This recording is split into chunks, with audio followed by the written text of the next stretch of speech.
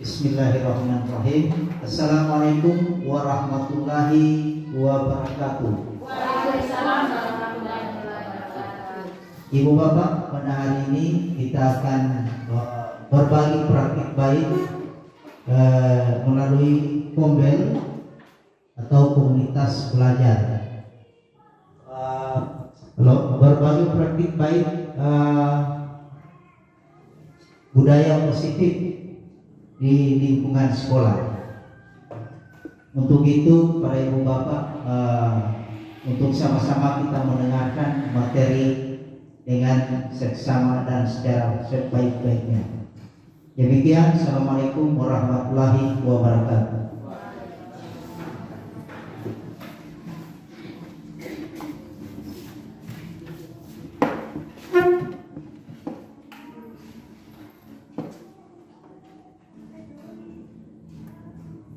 Assalamualaikum warahmatullahi wabarakatuh. Waalaikumsalam warahmatullahi wabarakatuh. Alhamdulillah, puji syukur mari kita panjatkan kepada Allah Subhanahu wa taala karena pada pagi menjelang siang ini kita diberikan kesehatan dan kekuatan sehingga kita bisa melaksanakan kegiatan rutin kita yang akan dilaksanakan terencana. Ini komunitas belajar, di mana komunitas belajar ini akan menjadi wadah berbagi praktik baik kita di dalam implementasi kurikulum Merdeka. Nah, Bapak Ibu, perlu saya informasikan bahwa Kombel SDN 16 Hatinggolo itu sudah terbentuk dan sudah terdaftar di PNM, namun kemudian belum berjalan secara maksimal. Dan insya Allah mulai kali ini kita akan mengawali dengan berbagi praktik baik pada kegiatan komunitas belajar ini pada materi disiplin positif. Nah, kenapa saya memulai ini disiplin positif? Karena memang ketika saya datang ke sekolah ini untuk materi disiplin positif itu belum diterima. Mungkin ada sebagian sudah menerima materi ini di pelatihan mandiri atau di workshop lainnya, tetapi sebagai bentuk tanggung jawab juga saya dan sebagai diseminasi saya kepada teman-teman semua terkait tugas saya sebagai guru penggerak, calon guru penggerak rekognisi. Kebetulan saya sebagai fasilitator guru penggerak di Bonebolamo, di Gorontalo ini, tapi saya bertugasnya di Bonebolamo, juga sebagai calon guru penggerak rekognisi. Nah, salah satunya adalah bagaimana menyampaikan pelaksanaan penerapan segitiga restitusi dan juga bagaimana mendiseminasikan kepada rekan-rekan sejawat terkait dengan budaya positif. Mudah-mudahan saya tidak memperkenalkan diri lagi karena Bapak Ibu sudah mengenal saya. Nah, Ibu Bapak, kegiatan kita hari ini bernama diseminasi budaya positif sekolah di SDN 16 Hatinggolo yang merupakan aksi nyata modul 1.4 pada CGP Revolusi Angkatan 10 Provinsi Gorontalo. Bapak Ibu kalau mau ikut guru penggerak, ini ada materi pada 1.4. Tetapi walaupun Ibu Bapak tidak ikut juga guru penggerak, sudah bisa membaca materi ini di PNM.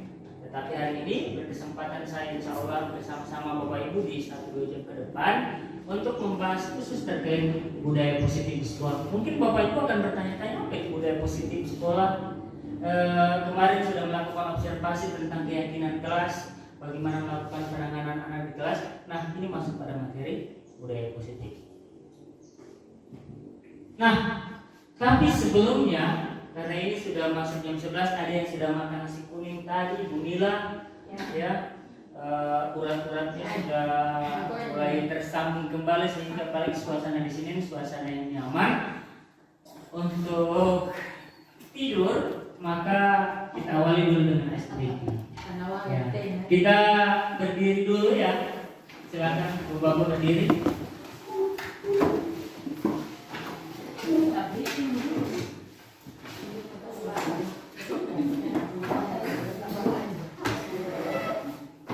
Ya, ice breaking ini chicken dance.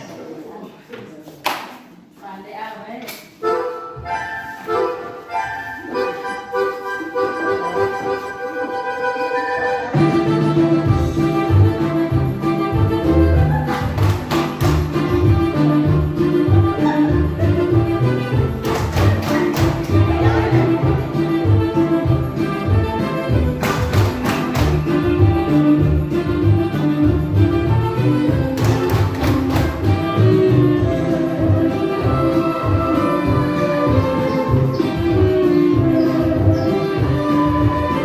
Ya, boleh semangat.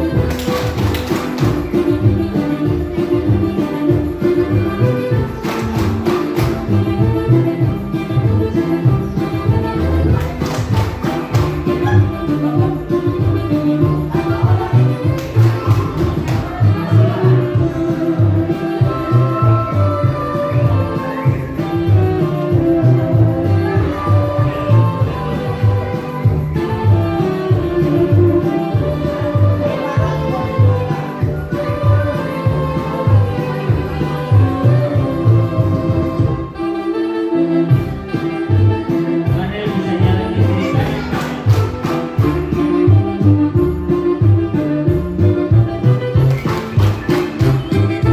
Semangat.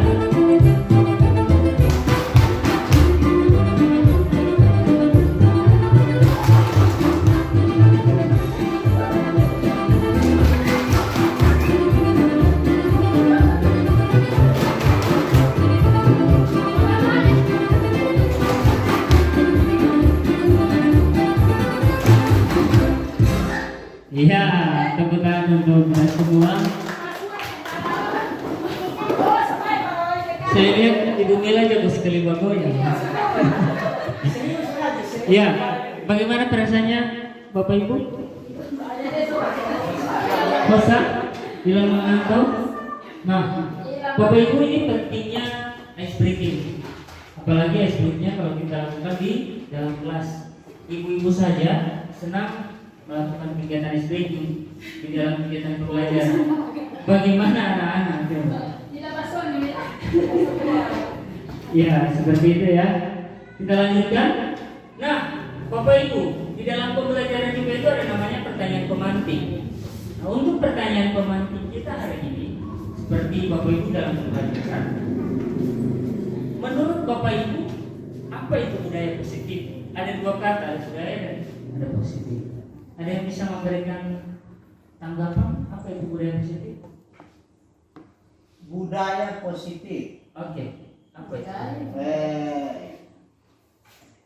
Suatu karakter yang baik yang diterapkan setiap saat tanpa harus ada perintah. Oke. Kira-kira seperti itu. Ya, berikan aplaus buat Barno. Suatu karakter yang baik yang dilakukan tanpa harus ada perintah. Ada yang lain yang mau menyampaikan? Ada lagi yang ingin menyampaikan terkait dengan budaya positif? Suatu karakter, apa lagi? Kebiasaan. Kebiasaan. Oke. Apa lagi? Oke, ya benar yang dikatakan Pak Anwar tadi juga Pak Nawawi. Sekarang kita akan lihat pengertian budaya positif itu secara keseluruhan. Nah, Bapak Ibu, budaya positif itu adalah sikap, nilai, kepercayaan, dan juga praktik-praktik yang menciptakan lingkungan yang mendukung dan memotivasi orang untuk berkembang dan berkontribusi secara positif dapat dibentuk dalam keluarga, organisasi, tempat kerja, dan komunitas. Nah, kenapa budaya positif ini penting untuk sekolah kita? Nah, sikap nilai kepercayaan. Jadi bukan cuma terkait dengan sikap kita saja, tetapi ada nilainya, praktik-praktik di dalamnya. Tetapi dalam hal ini karena ini terkait dengan budaya positif yang ada di sekolah, maka sebentar nanti ada beberapa hal penting untuk menciptakan budaya sekolah ini. Ada beberapa poin penting yang ada pada modul ini yang sebelumnya saya akan memberikan beberapa pengantar. Nah, pengantar yang pertama, mengembangkan sikap budaya positif, mengembangkan hubungan yang sehat. Hubungan yang sehat itu bagaimana? Bagaimana hubungan yang sehat? Bukan cuma badan yang sehat. Kalau Ibu Sul, hubungan yang sehat itu bagaimana? Hubungan yang sehat itu seperti apa? Kalau hubungan antara guru yang sehat itu seperti apa? Tidak saling bakar lota. Tidak saling bakar lota. Harmonis, senyum terus. Silakan. Bagaimana hubungan yang sehat itu? Saya ingin semuanya aktif melakukan diskusi. Hubungan yang sehat itu seperti apa kalau di lingkungan sekolah? Di lingkungan sekolah antara guru antara siswa yang sehat itu seperti apa?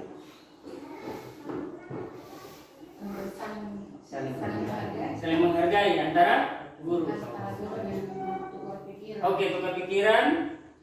Berpikiran, Ibu Mila, bagaimana hubungan yang sehat itu kalau di lingkungan sekolah? Memberikan rasa aman. Memberikan rasa aman. Kalau rasa aman, diberikan rasa aman itu seperti apa? Contoh. Ya, memberikan rasa aman itu seperti bagaimana dari penerapan antar guru? Kalau Ibu Karmila memberikan rasa aman ke siswa, kira-kira bagaimana rasa aman ke siswa itu? Ada yang bisa memberikan contoh rasa aman itu ke siswa itu seperti apa? Silakan Pak Nawal. Sampai taman itu.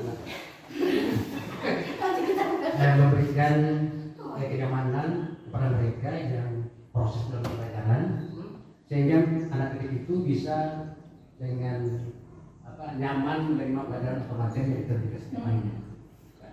Ya, luar biasa. Nyaman untuk menerima materi. Nyamannya siswa menerima materi itu Ibu Bapak melakukan itu seperti apa nyamannya siswa biar mereka itu mau merasa nyaman dalam kelas, seperti apa modelnya di dalam? Kira-kira kalau di kelas 1 urusan apa mau Pak? kembangkan silakan. Mau terus itu Pak. Memberikan rasa aman itu tidak ada sifat dari seorang guru yang tidak akan takut, yang mau diikuti. Artinya memberikan kesempatan kepada siswa untuk mereka berpikir atau keleluasaan mereka untuk memberikan pendapat tentang hal-hal yang berkelanjutan dalam kelas itu. Terima kasih. Oke. Jadi tidak ada guru yang diktator, gitu. Artinya siswa nyaman berarti ketika guru itu di dalam tidak diktator. Ibu setuju terkait itu? Ya, kalau menurut saya setuju karena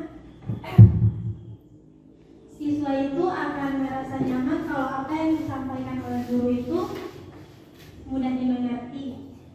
Dan menurut saya itu guru itu harus mempunyai sifat tulus, pokoknya harus mengerti guru sampai mengerti siswa sampai siswa itu tahu.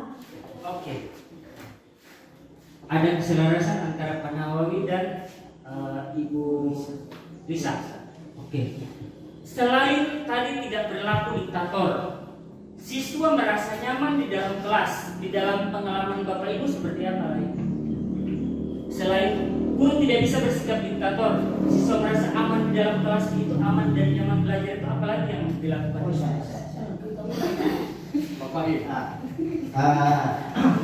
Sesuai pengalaman ini ya, baik itu PPL dalam kelas dan banyak hal. Ketika siswa itu merasa nyaman dalam kelas, pertama guru memberi salam dengan senyuman.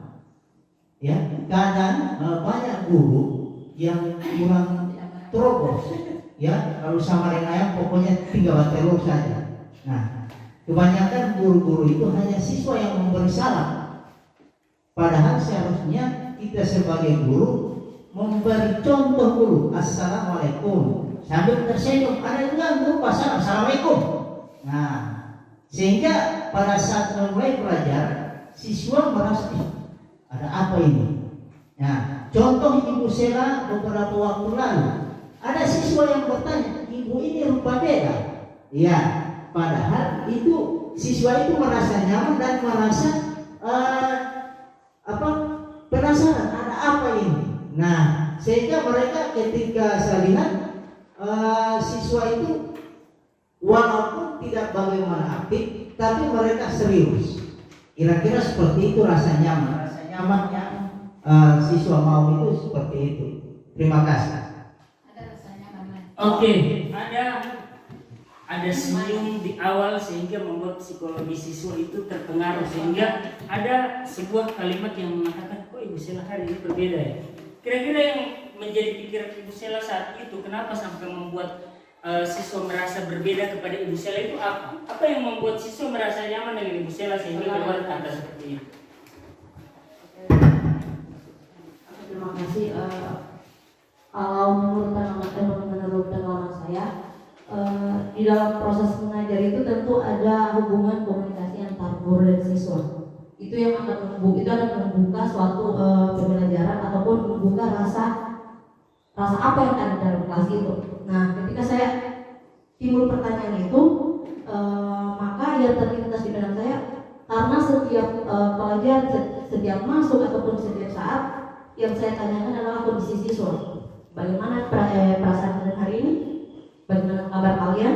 Untuk memulai suatu pembelajaran, untuk memulai suatu pemberian materi, kami harus tahu kondisi peserta didik seperti apa dulu. Mungkin itu yang sampai, Ibu Sela kenapa sih baginya? Pada saat itu kan mungkin terlihat agak serius, maka mereka bertanya. Mungkin itu membangun komunikasi dalam proses pembelajaran itu penting. Bertanya kepada siswa atau memberi motivasi kepada siswa itu sangat penting. Oke, terima kasih. Ya, benar yang dikatakan oleh Ibu Sela bahwa menanyakan perasaan bukan menanyakan kabar ya. Menanyakan perasaan di awal itu adalah sebuah pengkondisian psikologis bahwa kita akan memulai pembelajaran ini, apakah anak-anak ini sudah benar-benar siap atau tidak. Anak-anak ini sudah siap atau tidak belajar, sehingga kita harus mengkondisikan siswa itu dalam psikologis yang sama, sehingga mungkin mereka biasanya tidak bertanya kabar, tidak bertanya perasaan itu, orang bisa bertanya perasaan, mungkin karena ada Manila tahu kalau tidak memiliki apa. Nah, kalau di kelas 1 sendiri seperti apa Ibu Risna memberikan kenyamanan di dalam pembelajaran? Terima kasih atas kesempatan yang diberikan kepada saya. Pengalaman saya selama saya berada di pegang kelas 1 itu pertama-tama supaya ada kenyamanan di dalam kelas itu kita memberi kebiasaan-kebiasaan kepada murid. Pertama, kita tidak bisa memberikan perintah kepada anak-anak, ayo masuk ke dalam kelas. Kita terlebih dahulu kita apel mereka di depan kelas masing-masing, supaya mereka ini terlatih tahu baris berbaris. Ya. Lalu kita berdiri di depan untuk melatih guru ini siswa ya, masuk satu persatu atau menyebut nama mereka masing-masing. Terus kemudian suasana kelas ya harus teratur, sudah rapi, supaya mereka ini terus tiap minggu itu kita rubah-rubah tempat duduk supaya mereka ini tidak jenuh dengan keadaan atau situasi dalam kelas. Ya. Terus kita awali dengan memberi salam, Ya, terima kasih. Ya, terima kasih Bu Risna. Ibu Risna melihat dari kategori keteraturan kelas, dari suasana kelas, sehingga Ibu Risna harus mengubah kondisi kelas setiap hari, sehingga membuat itu siswa itu merasa ada di lingkungan yang nyaman menurut dia. Seperti itu. Nah, kita lanjutkan kembali.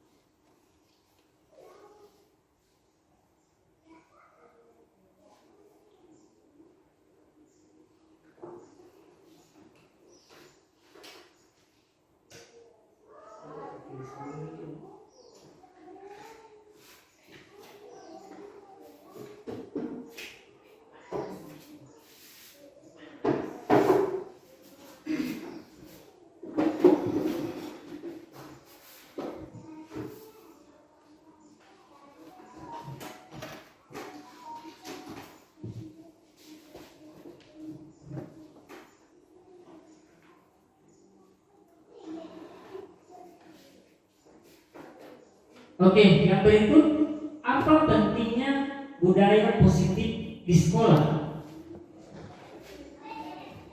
Kenapa budaya positif itu penting dilakukan di sekolah? Kira-kira apa itu tujuan? Menurut Ibu sebagai guru PPKN,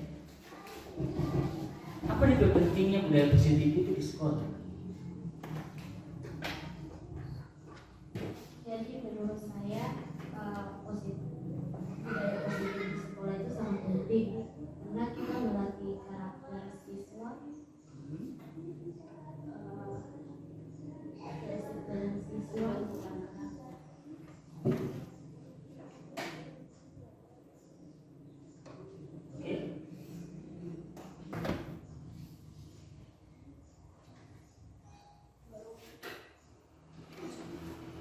Melatih kedisiplinan siswa.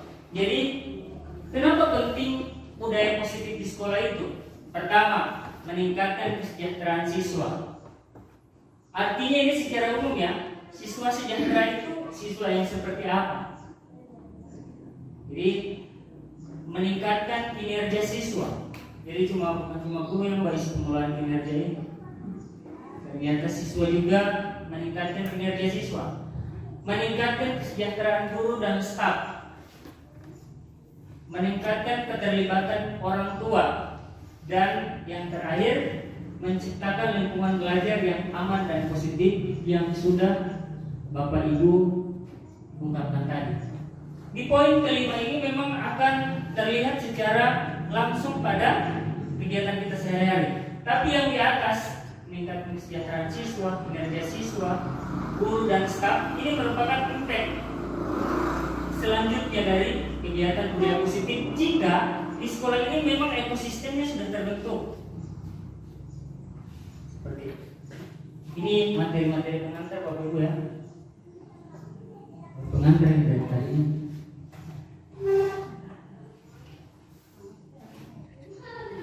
Nah, bagaimana ciri-ciri positif budaya positif guru? Seperti apa guru yang memiliki budaya positif itu? Pertama, keterbukaan dan kerjasama. Kita sambil berefleksi. Kira-kira di sekolah ini keterbukaan dan kerjasama apa yang sudah terbentuk antara guru? Terbuka terus orang ini. Keterbukaan dan kerjasama apa yang sudah terbentuk di sekolah? Karena saya bukan mau menjelaskan keterbukaan itu seperti ini, bukan. Sudah bukan sistemnya diklat seperti itu sekarang. Ini sistem refleksi kita. Kira-kira keterbukaan dan kerjasama apa yang sudah kita lakukan di sekolah? Bisa ada yang bisa berikan satu contoh? Saling bahu-bahu, Membahu apa? bekerjasama di segala sini yang terkait dengan urusan sekolah. Oke, yang terkait dengan urusan sekolah. Apalagi? kalau melihat pengalaman saya di sini merasakan keterbukaan itu paling banyak hanya dalam hal ekonomi. Dan kerjasamanya itu dalam hal kalau ada kegiatan yang tidak menguras otak. Kalau yang menguras otak itu kayaknya masih ya bagaimana ya? Kalau di sekolah ini ya. Begini, keterbukaan itu kan dilihat juga dari level masing-masing guru. Ada juga guru yang perlu diarahkan, ada yang sudah mantap. Sehingga di sini butuhkan guru yang bisa mengayomi, guru-guru yang di bawahnya yang bisa diarahkan supaya bisa tercipta satu kerjasama. Oke. Keterbukaan dan kerjasama. Dalam hal ini Bapak Ibu, kita harus lihat posisi ini. Ciri-ciri budaya positif guru. Guru itu tempatnya di mana? Di sekolah, di kelas, itu guru, di masyarakat. Keterbukaan dalam hal ini adalah keterbukaan di dalam misalnya, Pak Arno, saya tidak paham. Bisa tidak Pak Arno kasih tunjuk gambar ini? Tidak duduk diam, misalnya tidak tahu kalau tidak mau katanya, berarti belum terbuka. Dan orang yang mau ditanyakan juga terbuka untuk menerima. Mari sini.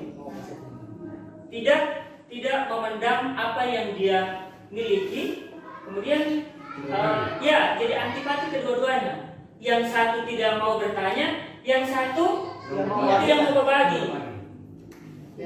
Keterbukaan itu yang dimaksud. Dan kerjasama yang dimaksud di sini juga dalam hal di bidang sekolah. Di bidang PNM bisa kerjasama, bukan PNM. Tapi ada Pak yang kurang terbuka terus. Ada cuma suka buka-buka terus, tidak mau. Berarti di situ yang tidak positif. Iya. Pokoknya kalau orang suka dia suka tutup. Ya. Inilah yang harus mau dibuat ekosistemnya. Hari ini Bapak Ibu kita ada di tahap nanti Bapak Ibu merefleksi kembali kita ini ada terbuka atau tidak di sekolah ini ya. Setelah menerima materi ini Bapak Ibu, oh ternyata harus begini kita semuanya. Misalnya kepimpinan, rekan sejawat seperti apa, terbukanya seperti apa. Jangan juga buka terbuka. Iya, bukan terbuka masalah rumah tangga kita sudah umpar di sini, sehingga akan melebar. Tapi terkait karena ini budaya positif guru maka terkait keguruan. Pengakuan dan penghargaan. Bagaimana pengakuan dan penghargaan di sekolah? Belum diakui kami ini. Belum diakui. Bapak Ibu, ini saya pernah kelabakan menjawab pertanyaan ini oleh asesor untuk menyelamatkan kepala sekolah. Bapak Ibu, kami ditanya saat akreditas, ditanya bagaimana pengakuan dan penghargaan yang diberikan oleh sekolah kepada guru-guru yang sudah berprestasi atau siswa yang berprestasi. Saya memperlihatkan dengan begitu tebal ini adalah sertifikat-sertifikat yang kami dapatkan di. Bukan itu yang kami tanya Bapak. Yang kami tanya adalah yang dilakukan oleh kepala sekolah kepada guru dan anak. Walaupun Bapak ini sudah sertifikat, sudah di tingkat nasional, bukan itu yang kami lihat. Tetapi walaupun Bapak sudah di nasional tingkatnya, di sekolah diberikan penghargaan lagi oleh sekolah itu. Jadi pimpinan harus memberikan penghargaan kepada guru-guru yang melakukan hal yang baik dengan membuatkan sertifikat, dan itu poinnya 4. Bukan sertifikat yang saya sudah pakai kemarin di nasional, bukan teknologi bagi tidak dilihat. Jadi Pak Arnold, kenapa hari ini kita buat kegiatan ini dan saya akan buatkan sertifikat? Pak Arnold ketua Komdelnya memberikan penghargaan kepada teman-teman yang sudah mengaktifkan komunitas belajar yang sudah dibentuk ini. Nah, itu yang menjadi. Siswa yang mengikuti kegiatan walau orang dapat kamar sertifikat di kabupaten provinsi, kita dari sekolah harus mengeluarkan sertifikat. Yang itu yang dinilai. Oke, boleh saya bicara? Ya. Pengakuan itu cuma standar administrasi atau pengakuan dengan rentetan dan tidak akan berhenti. Oke, luar biasa. pertanyaan yang cukup memberikan pengakuan dan penghargaan ini apakah dalam bentuk administrasi saja atau tidak? Ya. Karena ini dalam budaya, maka seperti halnya begini. Saya ada di workshop budaya positif, dan ketika tidak ada administrasi, apakah ini akan dipercaya oleh kalian? Tidak. Sehingga kedua-duanya harus ada perlakuannya dan ada pembuktiannya, dan ini dilakukan secara terus-menerus. Dan pengakuannya itu tidak mungkin misalnya begini, saya memberikan penghargaan kepada ibu karena sertifikat dengan tepat waktu. Itu tidak membutuhkan sertifikat, kecuali ada award ketika akhir tahun bahwa award guru. Libur terus. Guru yang paling datang tepat waktu diberikan ini. Kami pernah buat seperti itu, tapi SMA ya. SMA buat guru paling inspiratif, tapi dalam penilaian 1 tahun. Jadi kalau Pak Nawawi menanyakan bagaimana dalam administrasinya, kalau saya pribadi harus kedua-duanya. Jadi berkelanjutan dan ada administrasinya untuk sebagai pembuktian. Yang berikut berfokus pada siswa. Berfokus pada siswa ini Bu Mila bagaimana ya? Kalau di dalam kelas, student center, Bu Mila Poli ya. Ibu Mila berfokus pada siswa kalau dalam pembelajaran ini seperti apa?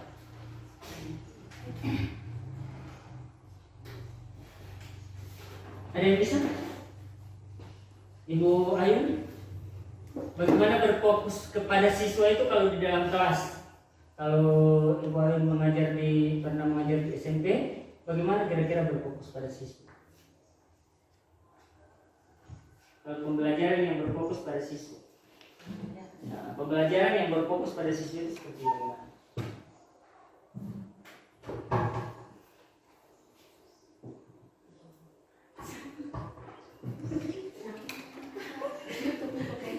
Silakan. Kalau misalnya di SBDT, di seni budaya, Ibu Ayun mengajar seni budaya, berfokus pada siswa di seni budaya itu bagaimana? Apakah Ibu Ayun harus mau bikin kamar Ibu bulan ke-1 atau siswanya akan melakukan? Siswa. Hah? Ibu Ayun? Bagaimana?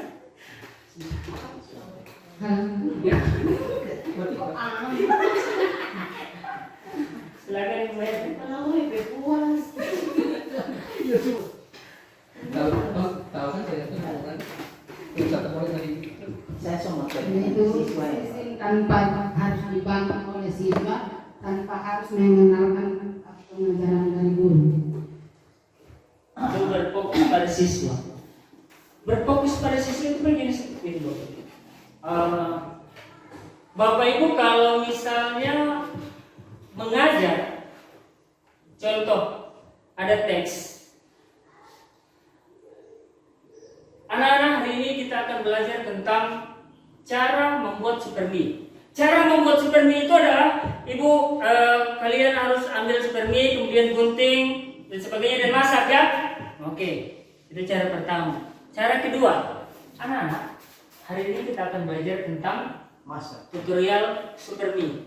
Nah, di teks ini ada apa? Ada teks cara langkah-langkah. Nah, silakan ada yang dibaca. Oke. Nah, di teks itu apa tadi yang dibaca? Siapa yang capek? Siswa. Siswa yang capek. Siapa yang aktif? Siswa yang aktif. Karena apa? Artinya sama-sama kita membelajarkan apa? Sama-sama kita membelajarkan cara memasak supermie. Tetapi di teacher center tadi kita capek karena kita berbusa-busa. Berbusa-busa menjelaskan ini cara ini. Tapi kita memberikan apa? Kesempatan kepada siswa. Masak mie. Cocok untuk ibu-ibu. Jadi bisa seperti Jadi siswa yang aktif baik. Jadi siswa Siswa apa? aktif. Jadi Kita hanya memberikan gambaran. kita sebagai fasilitator di situ. Kita sebagai fasilitator untuk belajar. Seperti Bu Ain kalau mau kasih Menanam. bukan Menanya. teknik piston untuk flanel.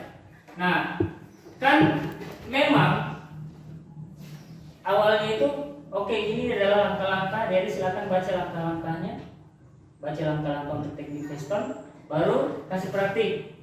Oke, ini caranya, baru benar. Yang backend ini itu guru semua yang mau pusat di depan. Sama dengan ini. Siswa juga. Sedangkan ini, ya bayangkan Bapak Ibu, kalau saya bercerita terus, kalau saya tidak mau tanya Ibu Bapak, pasti sudah tidur sekarang. Belum habis buku itu. Dukungan dan pengembangan, kemudian, nah ini dukungan dan pengembangan. Seperti apa kira-kira dukungan dan pengembangan contohnya? Dukungan dari guru dan orang tua, terutama itu sebenarnya orang tua juga itu. Sekarang yang kita lakukan ini adalah proses pengembangan atau tidak? Pengembangan apa? Komunitas belajar. Ya, pengembangan komunitas belajar yang tujuannya adalah peningkatan kompetensi. Didukung oleh kepala sekolah dengan dukungan. Dan Yang berikut, lingkungan yang aman dan positif.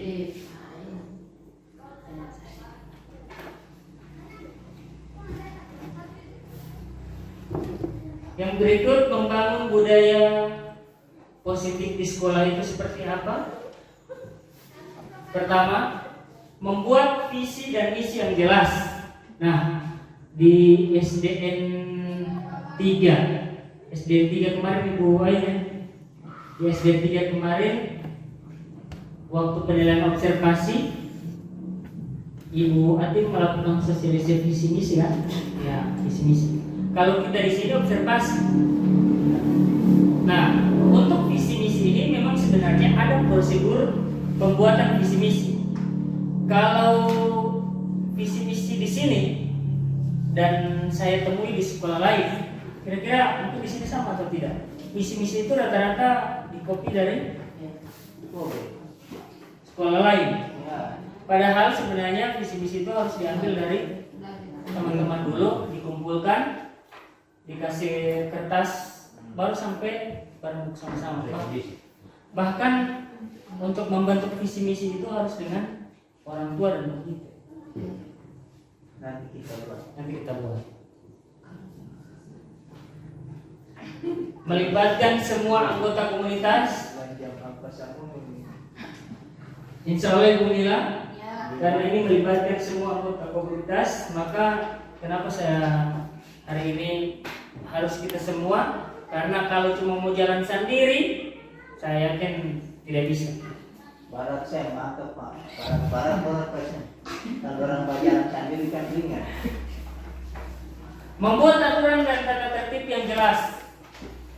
Saya kira ini jelas. Mendorong komunikasi terbuka dan keterbukaan.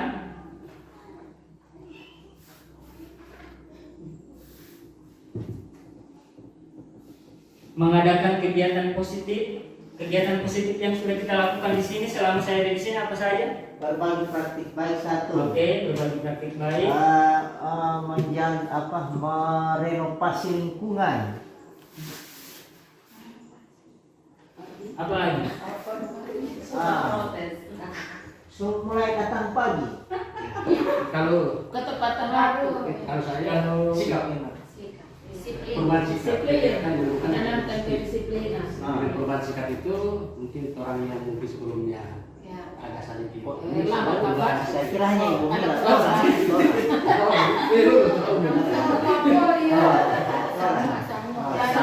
bahasa pasar ini. Ya, tidak apa-apa. Yang penting saya Yang Pak. penting kira komunikasinya Bapak Ibu lancar. Ya, komunikasi lancar. Tapi Pak pakai bahasa Indonesia asli. Ya itu ya. Saya tidak paham. Kata bahasa.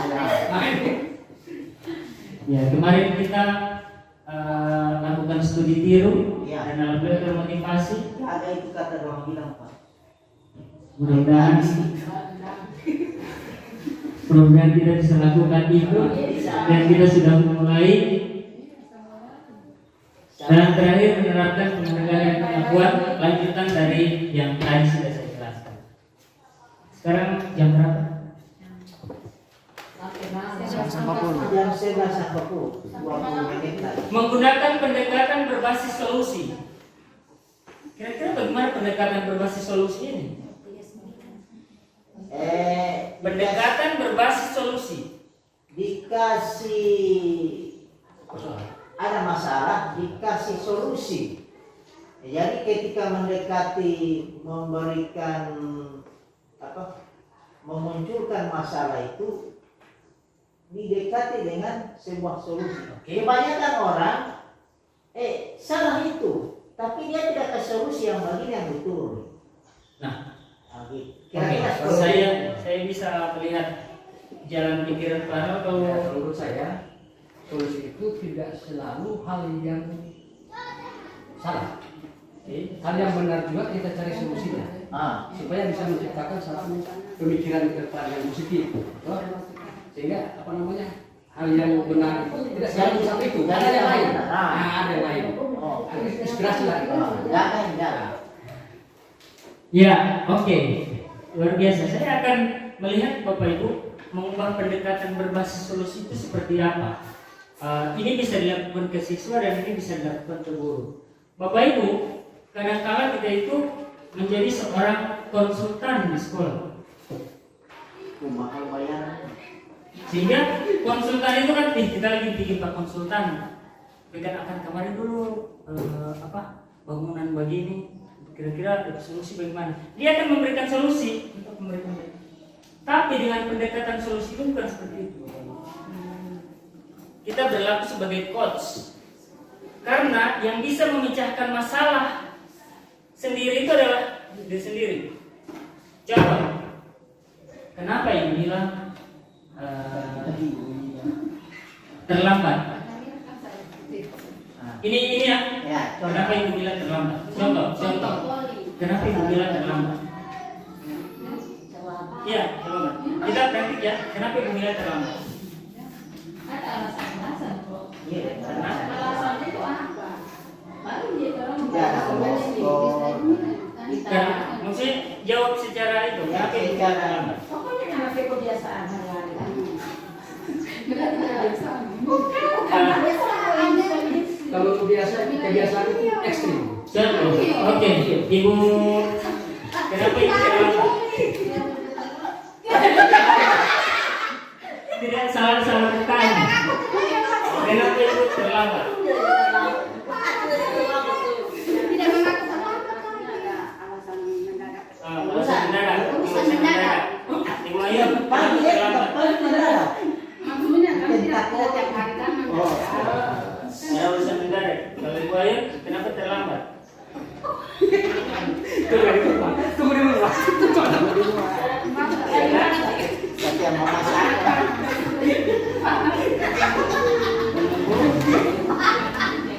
Oke, yang sederhana. Oke.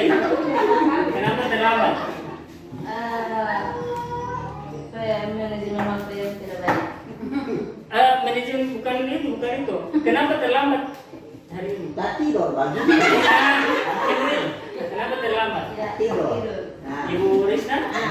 Keterlambatan saya hari ini dari jalanan tiba-tiba kendaraan saya itu tiba-tiba macet. Oke.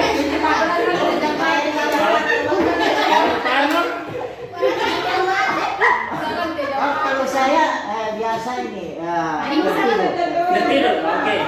ngantuk semalaman. Ngantuk semalaman. Kalau pada Wawi? Biasanya start berangkat dari rumah, mau start, tiba-tiba sakit perut. Kenapa terlambat? Saya tidak terlambat tadi. Oh, ini tidak terlambat. Nah, Bapak Ibu, yang bisa memberikan solusi adalah diri sendiri. Contoh, Ibu bilang atau Ibu Heri, saya tidak ada motor. Berarti solusinya apa kira-kira? Beli motor. Contoh satu beli motor, oke. Kredit motor. Kredit motor, Jawabannya itu. Sewa handphone. sewa handphone, Nah, oke. Kalau itu Dari samping. Dekat sama Nawawi. Masa semestinya? Solusinya, karena saya tidak bisa mereka bilang begini. Ibu harus beli motor. iya, tidak bisa. Ya. Langsung mau. So jadi dealer itu Pak. Nah, ini pendekatan berbasis solusi itu adalah bagaimana kita menjadi fasilitator ke dia bisa mencarikan solusi Solusi sendiri. untuk dirinya sendiri. Tapi kita sebagai fasilitator memancing dia untuk mencari. Biasa hujan orang terlambat Pak. Pakai bajunya. Ada Di sini, dan daripada yang di sini begini. Ada kendala-kendala itu umum terjadi. Yang jadi persoalan misalnya muncul rasa kekerasan. Nah ini yang jadi persoalan. Artinya fasilitas ada, motor ada, cuaca aman. Tiba-tiba orang ke sekolah, malas ke sekolah. Oke. Bla bla bla bla. Anggap saya sebagai fasilitator. Kira-kira untuk mencegah kekerasan. Nah, itu yang jadi apa yang bisa dilakukan sebagai Mas? Itu jadi pertanyaan saya selama ini. Kan muncul biasa, masa malas ke sekolah. Oh, saya tahu DP jawaban. Nanti ada apa dia Nah, tarik nafas. Baru tahan pelan-pelan. Jangan tarik nafas. Tahan, baru buang pelan-pelan. Nanti itu kita akan bukan praktikan ya. Saya akan bukan dalam bentuk praktik, tapi saya mungkin setidaknya ketika saya akan langsung ketemu dengan teman-teman, berarti saya sedang melakukan coaching Ibu Nawawi. Karena biasanya begini, fisik juga kan tidak selamanya kita punya instan gitu dalam satu minggu. Iya. Karena fisik pikiran, Nah, pikiran berbani. saya tahu DP jawaban. Ya, ya.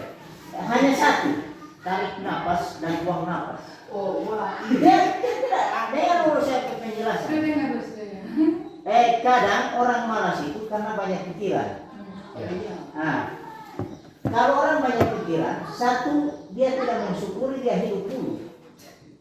Tapi kalau dia tarik nafas, dia menghirup nafas. Kalau kita hari ini masih bisa menghirup nafas, bisa buang nafas, artinya masih bisa hidup.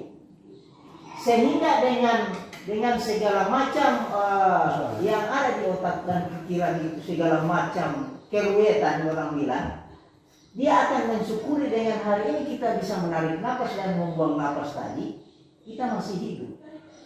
Kira-kira seperti itu.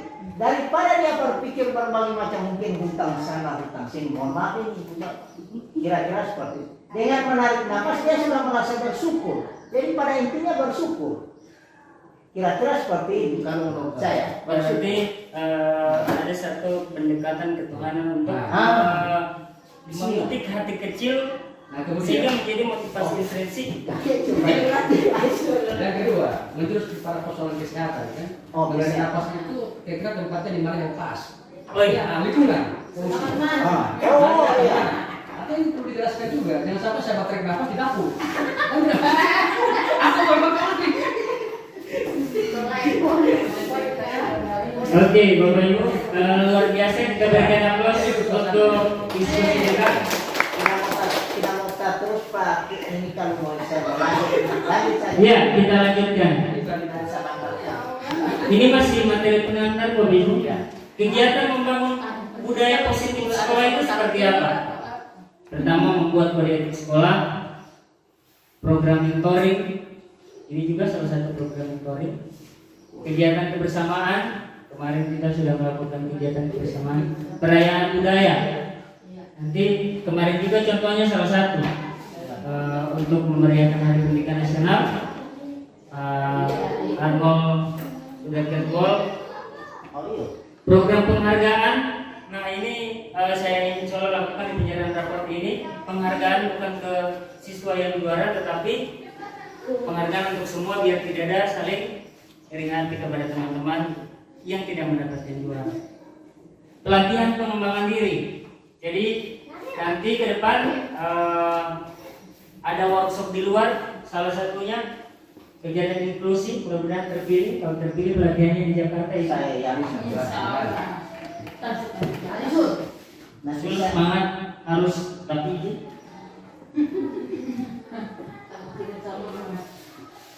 Pembinaan konseling memang kita bukan guru BK, Iya. tapi kita wajib ada konseling di sekolah. Nah, ini baru kita masuk pada indikator-indikator unsur-unsur dalam mewujudkan budaya positif sekolah. Ini materi yang akan saya bagikan. Yang pertama, disiplin positif dan nilai-nilai kebajikan universal. Kedua, teori motivasi, hukuman, penghargaan, dan restitusi. Ini yang muncul-muncul di PMN ya. Keyakinan kelas, kebutuhan dasar manusia dan dunia berkualitas, restitusi dan 5 posisi kontrol, kemudian ada segitiga restitusi. Ini Bapak Ibu yang kemarin dinilai pada platform Merdeka Mengajar yang Bapak Ibu pilih, tapi Bapak Ibu belum dapat di materi.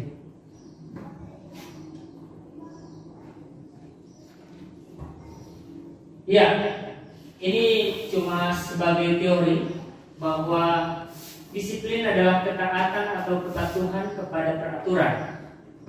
Tetapi dalam teori motivasi ini, kenapa sampai orang itu termotivasi untuk melakukan?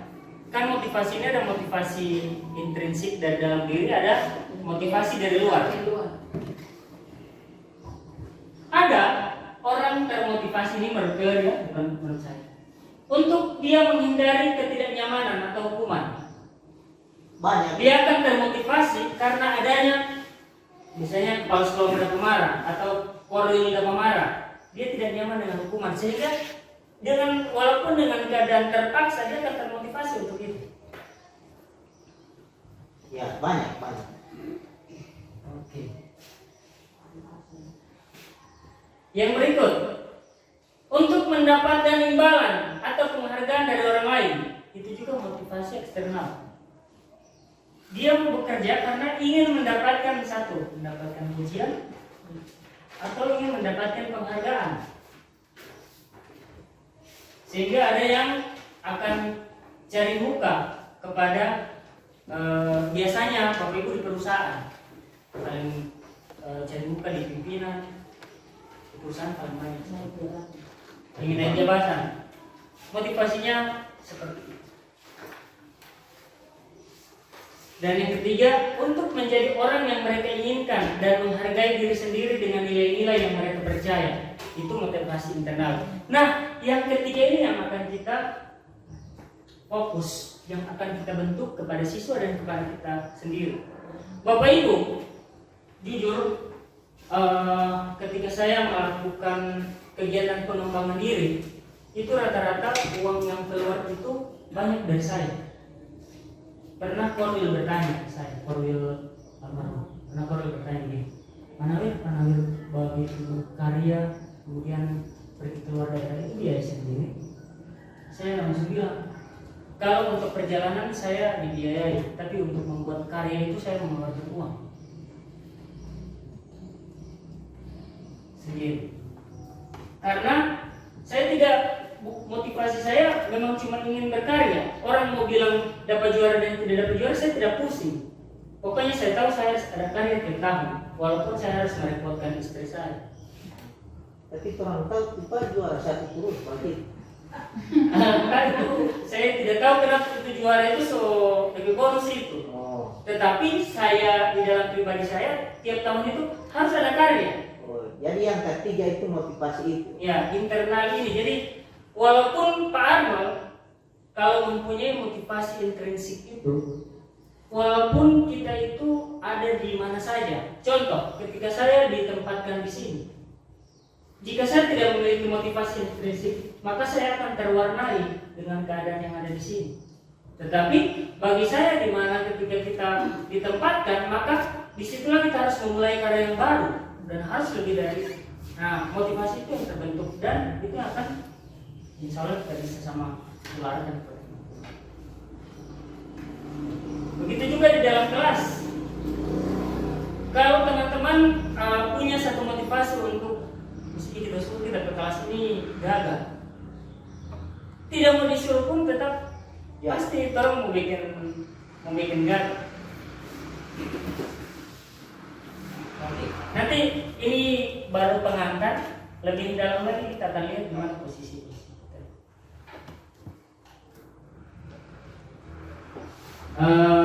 Ini saya bisa baca ini. Siapa yang masih? Masih terang?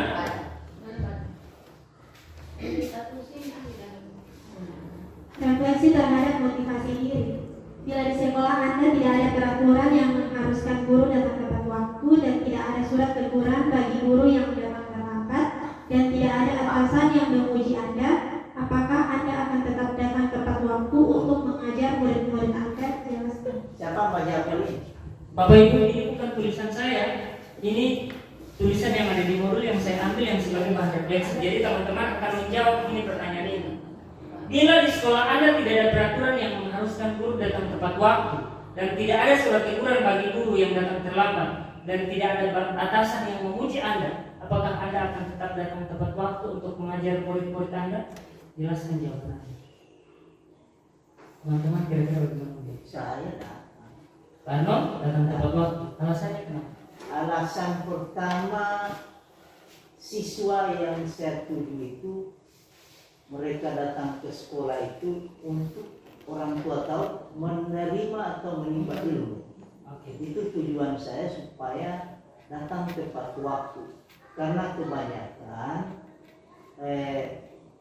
siswa itu sebagai manusia juga, kalau tanpa bimbingan, tanpa contoh, pasti mereka juga buyar seperti yang biasa. Kira-kira seperti itu. Oke. Alasan kenapa Pak Alun akan tetap datang tepat waktu. Kalau bisa bagaimana?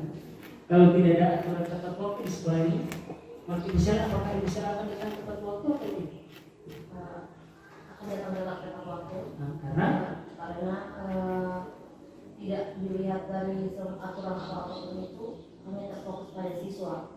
Hari ini siswa datang ke sekolah berarti mereka pulang harus membawa ilmu yang mereka dapat dulu. Jadi tetap datang karena tujuannya adalah siswa.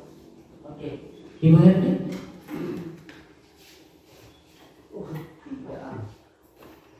Apakah Ibu Herdi? Ini jawab dengan jujur dan hati kecil ya? Ibu Herdi? Apakah tetap akan datang? Bapak Ibu, saya sampai jam 2 malam baca materi ini sampai meleleh air mata sampai di bagian akhir materi ini. Ya, kalau pada awal bagaimana? Tepat waktu, berusaha. Ya, berusaha tepat waktu. Oke, kenapa? Karena alasannya kan beda-beda. Yang pertama, yang sudah diembankan sama orang, tugas. Iya. Nah, kemudian tanggung jawab itu yang akan dipertanggungjawabkan nanti di yaumil akhirat. Masya Allah. Allah Akbar. Karena cuma itu. Benar, karena kita harus muncul itu. Makanya saya akan melihat dengan refleksi ini apakah motivasinya masih berasal dari luar atau dari dalam. Karena yang orang mau cari ini dari dalam dirinya orang. Ya. Kalau dari dalam diri maka tidak ada orang lain bisa berkontrol ke orang. Andaikan tidak ada ini, saya juga andaikan ini tidak ada orang atau pengawas yang menilai kita, ini masih mendatang tepat waktu atau tidak? Di hati kecil ada kalanya kita mati, kita tidak datang tepat waktu. Ada kalanya seperti itu. Makanya ini adalah biasa. Saya tertampar dengan materi-materi ini. Nah, contoh kasus. Ini contoh kasus. Ibu Mila bisa baca Ibu Mila? Anak saya baca. Ibu Sur, Ibu Sur. Badir ke sana coba ini. yang lagi pas harus membaca dulu.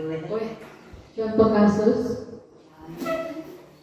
Iva kurang menguasai pelajaran matematika, sehingga pada saat pelajaran tersebut berlangsung, dia lebih banyak berdiam diri atau menggambar di buku pelajarannya. Pada saat guru matematikanya Pak Seno menanyakan pertanyaan, Iva menjadi gugup dan tidak sengaja menjatuhkan tasnya dari kursi serta menjawab. Seluruh kelas pun tertawa melihat perilaku Iva yang berbicara tergagap dan terkejut tersebut. Pak Seno pada saat itu membiarkan teman-teman Iva menertawakan Iva yang tergagap dan malu luar biasa, dan Melahan minta IPA untuk maju ke depan dan berdiri di depan kelas sambil menunjuk hidungnya karena tidak bisa menjawab pertanyaan Pak Seno. Kelas semakin gaduh dan anak-anak pun tertawa melihat IPA di depan kelas memegang ujung hidungnya. Pertanyaannya, apakah Anda setuju dengan tindakan Pak Seno terhadap IPA? Mengapa? Dua. Menurut Anda, tindakan Pak Seno terhadap IPA adalah sebuah hukuman atau konsekuensi? Mengapa? Ringkas belajar intonasi. Oke. Kita berdiskusi hari ini. Apakah Anda setuju dengan tindakan Pak Seno terhadap IPA? Mengapa? Menurut Anda, tindakan Pak Seno terhadap IPA adalah sebuah hukuman atau konsekuensi? Mengapa? Dan bisa memberikan pandangan. Yang jelas, tidak setuju semua. Kenapa tidak setuju? Iya, karena ini sudah memalukan si IPA. Memalukan si IPA. Sudah memalukan. Kalau Ibu setuju? Cari harga. Setuju atau tidak setuju? Tidak setuju. Kenapa tidak setuju? Guru sudah memalukan siswa. Dipermalukan bagaimana siswa itu?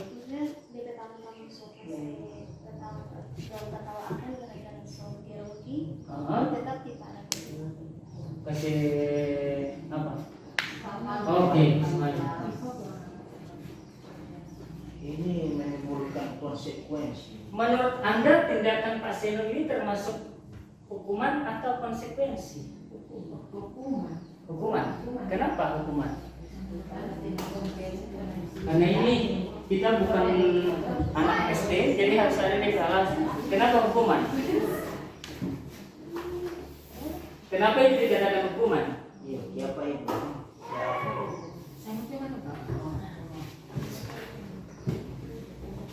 Mengapa menjadi hukuman? Karena IPA kurang menguasai pembelajaran ini, mungkin pengaruh gurunya kurang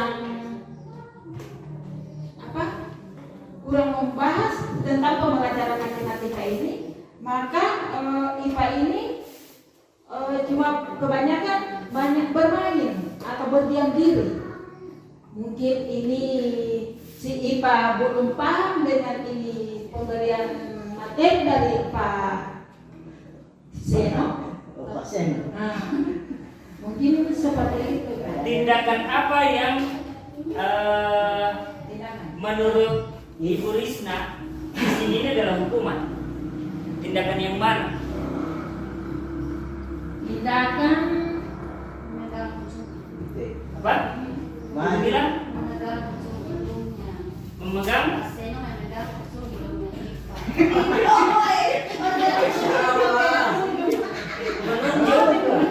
memegang sebagai Yang tak tahu Ibu Seno itu menghina itu. oke. Oke, kalau Stella. Kalau Ini Ibu Seno kayak Pak Seno kayak. Tindakan Pak Seno terhadap IPA adalah hukuman atau konsekuensi? Jawaban saya hukuman. Kenapa jawaban hukuman? Karena itu adalah begini. Kalau hukuman itu sesuatu yang diberi ketika orang tidak tahu diberikan ke orang. Kalau konsekuensi, sesuatu yang kita sudah bisa pikir ketika kita melakukan ini, konsekuensinya kita terima ini. Seperti kalau hukuman itu sesuatu yang tidak dapat kita prediksi ke depannya, ini akan jadi seperti ini. Tapi kalau konsekuensi kita bisa pikir. Jadi menurut saya kalau Pak Seno dan IPA kasus ini, IPA dan Pak Seno adalah hukuman. Jadi Jelas. Oke, jelas. Bahwa oke. Pokoknya dia baca cerita. terima kasih. Kalau menurut saya konsekuensi. Lanjut. Karena ini mungkin sebelumnya sudah disampaikan oleh guru, apabila sedang mengajar, guru harus siswa harus konsentrasi mendengarkan apa yang disampaikan oleh guru. apabila tidak meringankan maka ada konsekuensinya. Nah, konsekuensinya seperti itu. Mungkin guru membenar dengan cara menunjuk muka suatu hidungnya. Langsung ke Ya, hidung. terima kasih. Oke, sini kau saya. Oke. Lebih jelas sih. Hangat ini, hangat. Kalau saya ini pendapat kan, menurut Anda. Kalau saya setuju dengan Pak Nawawi, saya juga setuju dengan Ibu Sela. Tidak konsisten. Dengar dulu deh. Ini kan contoh kasus yang ditanya menurut Anda ya, jadi menurut saya tindakan Pak Seno itu di bagian awal itu konsekuensi. Yang mana itu yang konsekuensi? Ini berupa pelajaran. Ketika si IPA tidak menguasai pelajaran, itu konsekuensinya dia tidak akan tahu pelajaran matematika itu seperti apa. Diam diri terus. Tetapi yang dimaksud hukuman situ adalah ketika IPA disuruh maju dan menutup hidungnya, itu sebuah hukuman. Kenapa sebuah hukuman?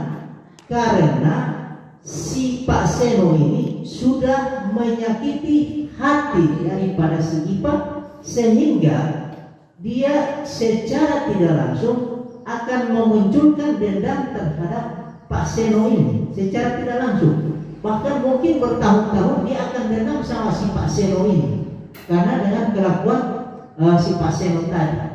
Tetapi konsekuensi yang diterima IPA tadi, ketika dia tidak menguasai pelajaran matematika, konsekuensinya dia tidak tahu ketika ditanya oleh guru. Kira-kira seperti itu. Jadi saya sependapat dengan Bu Sela dan Pak Nawawi. Terima kasih. Oke, cinta segitiga. Oh my god. Saya Pak. Ini wasitnya berada di tengah. Tapi saya bisa mengetahui jalan pikiran dari Pak Nawawi dan Ibu Sela. Karena Pak Nawawi berada di netral, maka saya akan melihat dulu. Benar Ibu Sela mengatakan ini adalah hukuman karena mengambil perspektif dari ini. Memang kalau jawaban asli ini adalah hukuman. Jawaban asli ini. Dia menunjuk, dia melakukan apa, guru ini melakukan hukuman ke si anak. Jalan pikiran Pak Nawawi adalah jalan pikiran ke kesepakatan kelas, kesepakatan antara kedua belah pihak. Namun kemudian kalau itu adalah sebuah kesepakatan, maka dia sudah tahu apa DP konsekuensi. Nah, kasus ini menggambarkan bahwa kesepakatan, kalau anggaplah ini adalah kesepakatan bahwa ketika kalian tidak bisa menjawab maka Pak Guru akan tunjuk-tunjuk. Begitu kan? Apakah tepat ketika anak tidak tahu membaca, konsekuensinya adalah ditunjuk guru? Itu adalah bentuk yang menurut saya itu kurang tepat. Nah, tetapi konsekuensi apa nanti yang bisa dilakukan ketika itu, nanti kesepakatan yang bentuknya positif. Itu jalan pikirannya Pak. Jadi Pak Arnold berhasil jadi wasit. Saya butuh, saya bisa.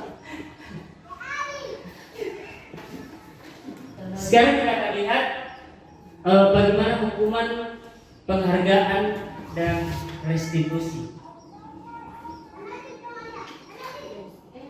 Hukuman adalah perilaku yang didapatkan karena melanggar. Ya, karena melanggar, ini hukuman. Perlakuan yang didapatkan karena melanggar dan tidak terencana. Ingat, yang sifatnya melanggar, tidak terencana, bersifat satu arah, bisa fisik maupun psikis. Jadi spontan, itu kan tadi hukuman, tidak terencana, tiba-tiba dia marah. Itu kalau hukuman.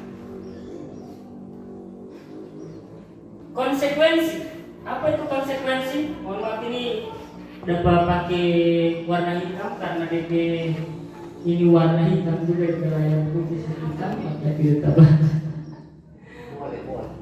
Konsekuensi adalah tindakan disiplin karena melakukan pelanggaran tapi dibahas dan disetujui oleh guru dan murid. Jadi sudah disetujui ini konsekuensi yang didapatkan ketika misalnya terlambat masuk, apa konsekuensinya. Tapi sudah dibahas. Tapi kalau tiba-tiba itu berarti masuk hukuman. Penghargaan merupakan suatu benda atau peristiwa yang diinginkan, yang dibuat dengan persyaratan. Contoh, Ibu tulis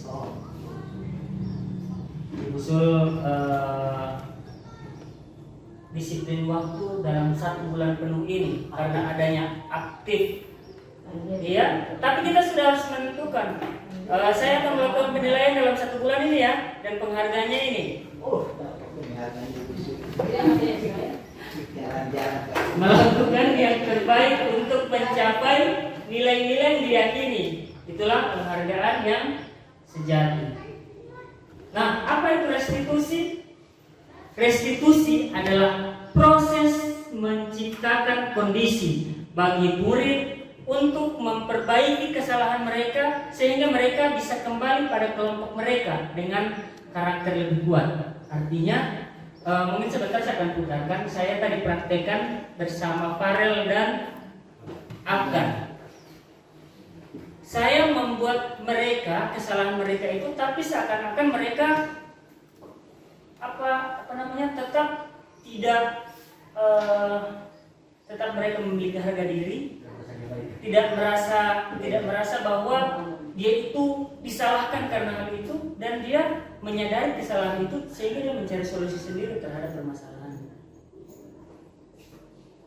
Oke, yang tadi ya. Ya. Sebagai seorang guru, kita refleksi lagi. Ketika murid Anda melakukan kesalahan, tindakan mana yang akan Anda lakukan? Sebagai guru, jika ada siswa melakukan kesalahan, tindakan mana yang akan Anda lakukan? Pertama, menunjukkan kesalahannya dan memintanya melihat kesalahannya baik-baik. 2, mengatakan, kamu seharusnya tahu bagaimana kamu seharusnya bertindak.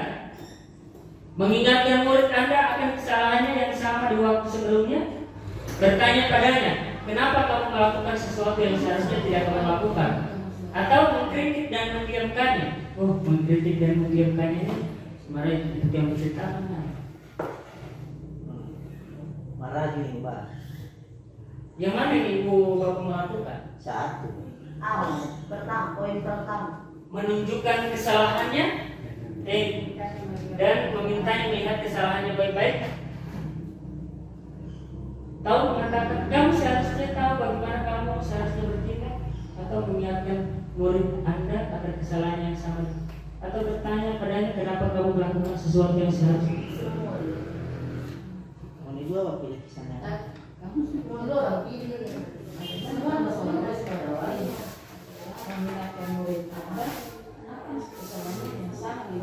Oke, ini dijawab dalam hati. Dijawab dalam hati. Boleh pilih. Nanti. Cuma satu pilih. Pilih, boleh pilih beberapa. Ada yang pernah karena ini kan pertanyaan refleksi. Pertanyaan refleksi itu adalah pertanyaan ketika ini ditanyakan apa yang kamu artikan waktu itu. Pasti di antara ini teman-teman pasti pernah mengkritik dan mendiamkan karena bertanya padanya, kenapa anak bagaimana itu? Seharusnya tidak kamu lakukan itu. Pasti teman-teman juga pernah mengingatkan murid Anda dengan kesalahan yang sama. Saya untuk terlambat ini. Kalau saya contoh di tiga. Nah, kalau saya contoh bertanya padanya, melakukan sesuatu yang seharusnya tidak melakukan. Iya, penalti hobi membagi. Kenapa kamu melakukan sesuatu yang seharusnya tidak kamu lakukan? Nah, sehingga kita harus mengetahui kenapa dia melakukan itu. Muncul solusi kan di situ. Iya. Kenapa sampai kamu melakukan itu? Kenapa Farel datang terlambat? Ya. Sering main HP di saat malam. Oke, di saat malam sehingga kamu tidurlah dan lambat. Kalau menunjukkan kesalahan itu baru yang sebaik mana kesalahan ini begini. Dan baru kan lihat baik-baik.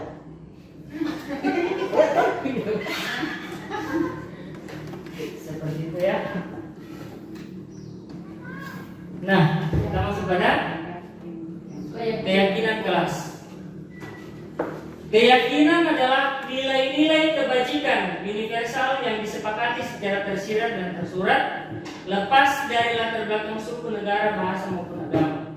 Nilai-nilai kebajikan menekankan pada keyakinan seseorang akan lebih memotivasi seseorang dari dalam untuk melakukannya. Keyakinan ini yang orang bilang ini kesepakatan kelas. Kalau dalam bahasa ini kan keyakinan kelas. Namun kemudian Bapak Ibu, ini yang harus berangkat dari kesepakatan yang muncul. Bagaimana urutan-urutannya itu membuat keyakinan kelas dalam kelas itu? Kalau teman-teman kemarin ada lewat itu atau ada bagian? Itu belum lewat semua. Boleh saya bertanya? Oke. Masalah kesepakatan itu, apakah kesepakatan itu antara guru dan siswa? Semua sumber kesepakatan itu hanya bersumber dari guru yang disepakati oleh siswa, ataukah kita juga bisa menggali kesepakatan dari siswa yang disetujui bersama antara dengan siswa yang lain dan guru? Ya, kan biasanya itu guru yang mengarahkan. Oh begini, sepakat. Oh sama yang nenek-nenek baik kurang setuju. Ibu Sela bisa menjawab itu? Nah, Bisa. karena Ibu Sela melakukan barbar dan itu yang menjadi pembahasan. Saya juga tahu balik. Oke, terima kasih akan saya jawab sedikit pertanyaan dari Pak Nawawi. Menurut kalau Pak Nawawi bilang tadi, apakah hanya aturan dibuat oleh apa kesepakatan dibuat oleh guru atau dibuat oleh siswa? Nah, namanya kesepakatan itu berarti antara kedua belah pihak. Begini, kalau saya kemarin itu sempat melakukan hal yang sama dengan salah satu contoh yang Pak Nawawi bilang, hanya dari versi guru. Nah, saya membuat atau menetapkan suatu kesepakatan itu hanya berdasarkan saya, tapi itu namanya bukan kesepakatan, tapi itu namanya aturan yang saya buat yang harus dipatuhi oleh peserta didik. Nah, kalau kemarin itu saya buat itu, maka ada sedikit refleksi dari kepala sekolah maupun pengawas bahwa namanya kesepakatan itu adalah sesuatu yang disepakati antara kedua belah pihak. Guru bisa memberikan dan guru mendengarkan apa yang siswa mau. Jadi guru memberikan dan siswa juga menambahkan, oh Pak Guru ini. Nah, ketika kedua itu sudah ada, akan disepakati poin mana ini sepakat. Itu harus dasar dari guru dan siswa memberikan sama-sama ide, bukan hanya guru ataupun siswa. Kalau hanya guru ataupun siswa itu namanya aturan. Menurut kemarin saya dapat. Terima kasih. Saya mau tanya. Ini untuk kesepakatan tadi sudah dijelaskan Bu Sela bahwa antara siswa dan guru sepakat dan guru atau siswa memberi sebuah kesepakatan ya, kira-kira seperti itu.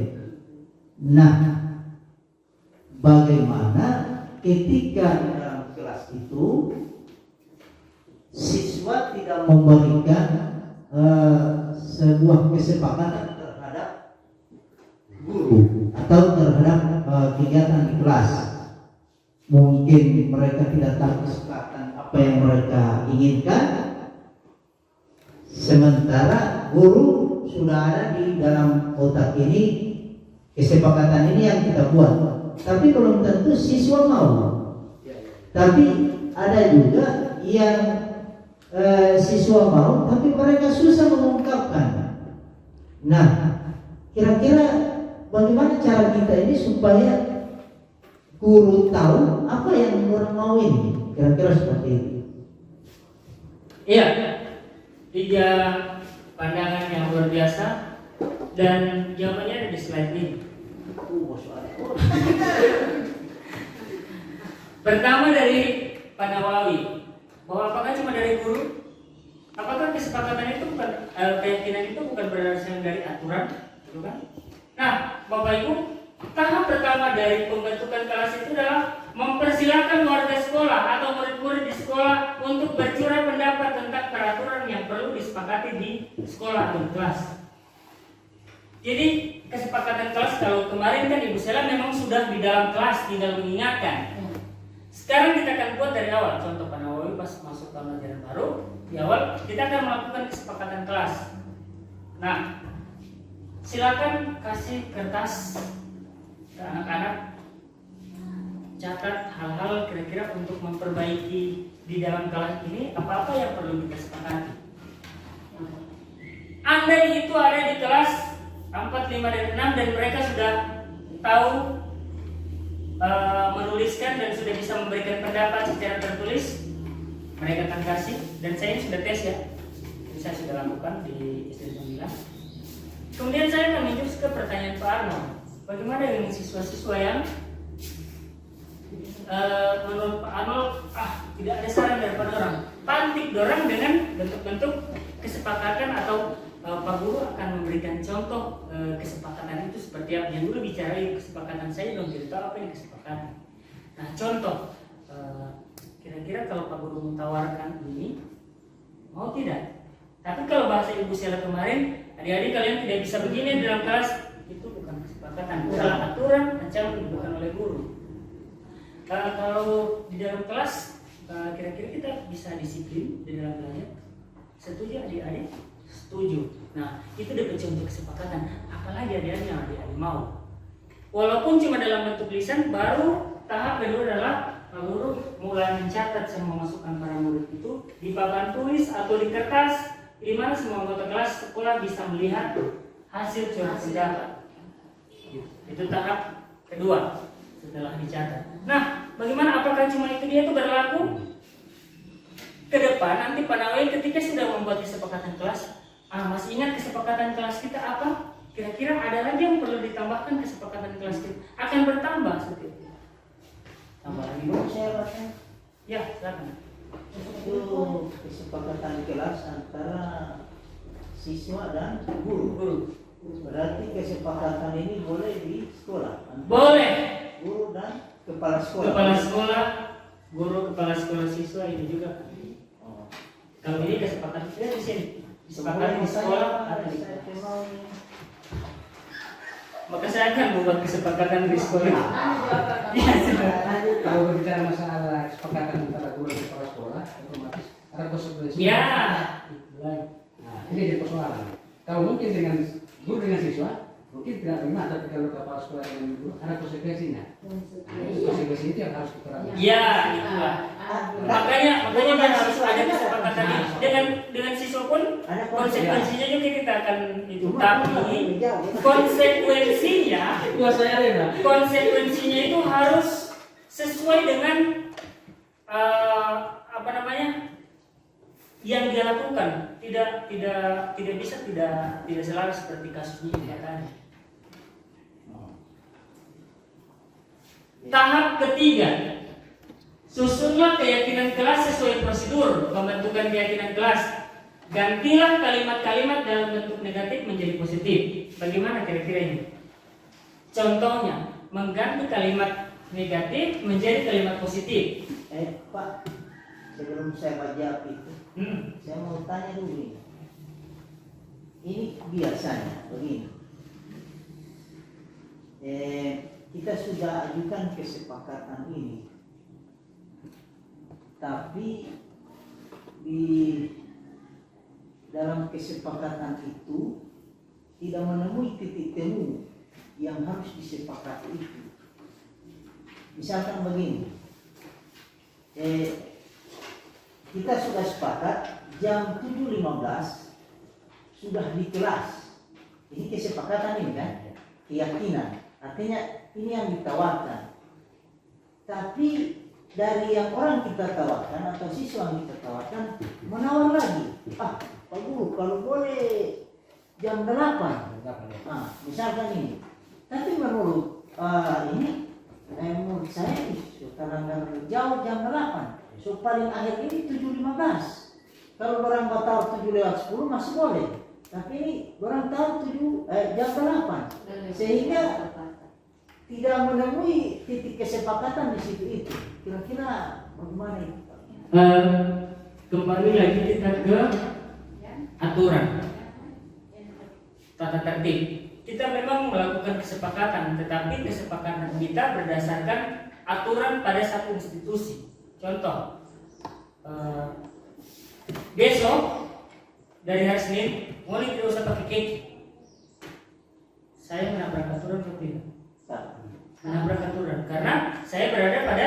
sebuah institusi yang kesepakatan itu walaupun kita sepakati di lingkungan sekolah kita bisa dilakukan, tapi kita menabrak aturan yang di atas. Nah, kesepakatan ini kalau memang di sekolah ini menerapkan aturannya 7.30 atau 7.15 dalam kelas, maka kesepakatan kelas itu tidak terlambat masuk atau disiplin waktu di dalam kelas itu sudah tidak membicarakan lagi waktunya. Sudah langsung menyepakati tepat waktu. Tepat waktu itu ada pada aturan. Kecuali kita ubah aturan kita. Ya, apa namanya, untuk lebih menambah keyakinan anak tersebut untuk mengakui kesepakatan itu. Karena biasanya anak-anak kadang waktu 5 menit mereka bisa katakan iya, cuma sejam 2 jam kemudian sudah berubah apa yang mereka katakan itu. Kira-kira bagaimana sikap seorang guru untuk lebih meyakinkan kesepakatan tersebut supaya bisa berjalan sesuai dengan harapan? Oke. Jangankan siswa, kita sebagai guru lupa dengan apa yang kita sepakati. Namun bukan itu yang kita capai. Bapak Ibu, kenapa sampai harus ke profil pelajar Pancasila? Di Ketujuan Pendidikan Nasional itu profil pelajar Pancasila. Kenapa bukan tingkat pengetahuan yang paling? Karena ini memang membentuk sebuah keyakinan nilai universal tadi, bahwa kenapa dia harus datang tepat waktu untuk menanamkan nilai disiplin ke dalam diri dia, dan untuk menanamkan budaya ini tidak 1-2 jam dirusak, tidak. Sehingga Anawi harus terus mengingatkan itu. Makanya kesepakatan kelas itu harus diingatkan setiap hari walaupun suka tempel. Dan diharapkan bukan di kalau satu ini misalnya dia tahu itu kesepakatan kelas datang tepat waktu baru kita harapkan dia juga akan tepat waktu di hari itu. Tidak. Ini akan terpupuk sampai terus sampai dia bekerja. Itulah tujuan pendidikan nasional ini. Maka keyakinan kelas, Pak Arnold tidak bisa mengharapkan Pak Arnold mau bilang begini tuh anak-anak, bilang begini teman-teman guru, kita sama-sama untuk tidak semudah itu. Karena memang ini ya dalam teori ya, untuk mengubah karakter seseorang itu dia harus memang dia klik dari dia sendiri. Si anak juga akan menemukan klik sendiri. Istilahnya kalau orang dulu karena dia harus klik, dia harus dapat DP topnya. Di mana dia akan mungkin suatu saat dia akan topnya di kelas 5 karena ketemu dengan Pak Nawawi, atau dia ketemu dengan Ibu Mila di kelas 3 baru dia klik sehingga dia ketemu baris. Seperti itu. Ada kalanya dia nanti di SMP di SMA. Kemudian begini, kesepakatan itu kadang-kala kalau memang biasanya diukur keberhasilannya kadang-kadang cuma ucapan kita setiap hari, oh jangan terlambat datang sekian. Cuma yang jadi persoalan di sini apakah kesepakatan itu tanpa didukung dengan konsekuensi, apakah anak tersebut bisa berubah atau cuma dengan kalimat yang setiap hari kita sampaikan, kamu harus datang sekian, datang jam sekian, jangan terlambat. Oke. Apakah diiringi dengan konsekuensinya supaya anak itu bisa ada efek jerah misalnya? Konsekuensi bukan bersifat hukuman aja. Dan caranya adalah dengan nanti-nantinya sebentar segitiga restitusi. Jadi kita sepakati dulu apa-apa. Kita lanjutkan. Oke, lanjut. Tapi latihan lanjutnya matanya. Setelah kita susun, yang ini yang saya tanyakan tadi ya, gantilah kalimat-kalimat dalam bentuk negatif menjadi positif. Yang seperti apa itu? Kalimat negatif menjadi kalimat positif. Yang bagaimana muncul di kesepakatan itu negatif baru kita akan ubah ke positif. Misal jangan terlambat. Oke. Itu negatif. Negatif. Karena ada kata jangan. Diganti datang tepat waktu. Tangan buat Pak Arnold. Kenapa? Kenapa seperti itu? Ya, karena kita menumbuhkan budaya positif mulai dari kata, praktik, ya, dari yang kecil-kecil kan. Kalau dalam buku The Secret, Pak Arnold, Waduh, Arnold sudah membaca buku The Secret. baik. Kenapa kita harus mengubah kalimat bentuk negatif ke positif? Buku The Secret itu rahasia. Ya. Yang saya dapat ini hanya mempengaruhi mertua. Oh, itu buku yang lain. Iya, yang saya ingat judulnya itu yang The Secret ini yang soal agak lupa. Nah, The Law of Attraction, Ya. buku menarik. Nah, kenapa kita harus mengubah bentuk negatif? Karena kata jangan yang dikatakan Pak Arnold tadi itu tidak terbaca oleh alam. Yang terbaca adalah terlambatnya. Sehingga Ibu Sul bilang jangan nakal. Anak-anak yang muncul apa? Nakalnya. Diubah ke dalam bentuk kalimat positif. Datang tepat waktu. Tepat waktu dibaca. Jangan itu, saya tidak tahu kenapa ya. Karena itu para ahli yang melakukan penelitian, jangan tidak itu tidak terbaca oleh alam. Jadi saya tidak bisa bilang sama teman-teman, jangan datang terlambat, mau terlambat. Oke? Bab kunci. Oke, kita lanjut. Kalau kalimatnya jangan buang sampah sembarangan. Nah, diganti. Ganti apa? Buang sampah sembarangan. Apa? Buang sampah pada tempat. Buang sampah pada. Itu kata yang bagus. Kumpul. Kumpul ya. Kalau buang. Ada tempatnya tuh. Cuma dengan Kalau buang sampah. Buang sampah. Ada kata buang di situ. Ya, mari kita berpikir positif ini. Beda. Membeda. Satu hari satu malam. Oke, kita lanjut. Kemudian tahap berikut adalah meninjau kembali daftar surat pendapat yang sudah dicatat dan tinjau ulang keyakinan sekolah kelas secara bersama-sama dan menyetujuinya dengan menandatangani keyakinan sekolah kelas termasuk guru dan warga murid. Ini yang harus dilakukan.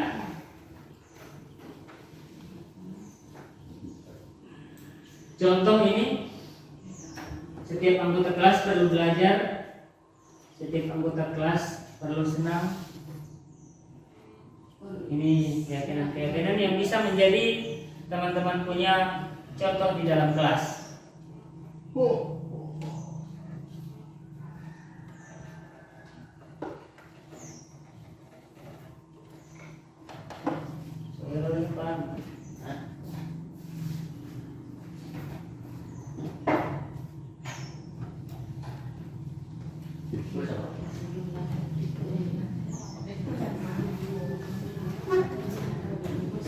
Oh gitu.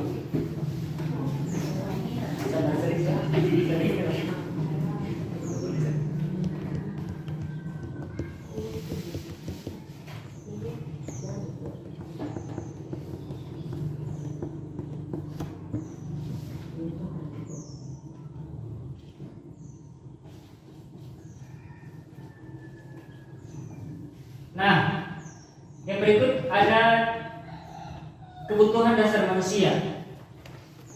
Kebutuhan dasar manusia ini teori motivasi juga. Kebutuhan untuk bertahan hidup. Andaikan tidak ada kebutuhan untuk bertahan hidup, pasti Bapak Ibu sekarang sudah mau sekolah. Karena apa? Karena dari sekolah Bapak Ibu bisa dapat gaji. Andaikan tidak ada kebutuhan untuk bertahan hidup, tidak ada yang mau ikut LPG, PPG, dorong tidak mau kuliah. Karena ada kebutuhan untuk bertahan hidup. Kebutuhan akan kasih sayang dan rasa diterima. Kebutuhan untuk diterima. Kebutuhan untuk apa lagi? Penguasaan, pengakuan atas kemampuannya. Pak Nawawi pasti ingin ada sebuah pengakuan bahwa saya sebagai guru harus diakui dengan apa? Dengan Pak Nawawi ikut LPG untuk mendapatkan sertifikat pendidikan. Sertifikat pendidikan itu kan bentuk pengakuan kita sebagai guru, sehingga kita dikatakan profesional. Kesenangan, kebutuhan untuk merasa senang. Bapak Ibu memilih guru, entah hari ini merasa senang atau tidak memilihnya sebagai guru, ya itulah kesenangan mereka untuk belajar di sini juga. Ini teori kebutuhan dasar dari manusia. Mantap Pak. Ini Bapak Ibu contoh penerapan keyakinan kelas di kelas saya. Nah, jadi ini di awal dilakukan. Jadi anak-anak suruh tulis apa-apa yang dorang ingin sepakati di dalam kelas itu. Karena tulis disiplin Pak Guru harus lain. Tiap hari tinggal saya ingatkan.